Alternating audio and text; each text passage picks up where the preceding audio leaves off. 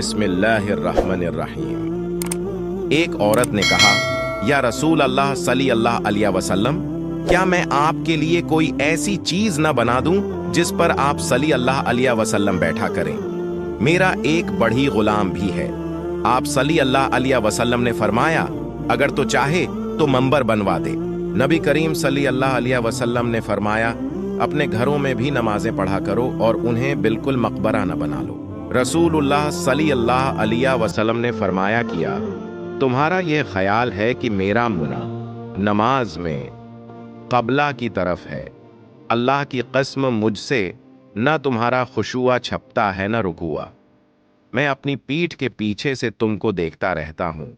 जब सूरुल बकरा की सूद से मुताल्लिक आयात नाजिल हुए तो नबी करीम सल्लल्लाहु अलैहि वसल्लम मस्जिद में तशरीफ ले गए और इन आयात की लोगों के सामने तलावत फरमाई। फिर फरमाया कि शराब की तजारत हराम है,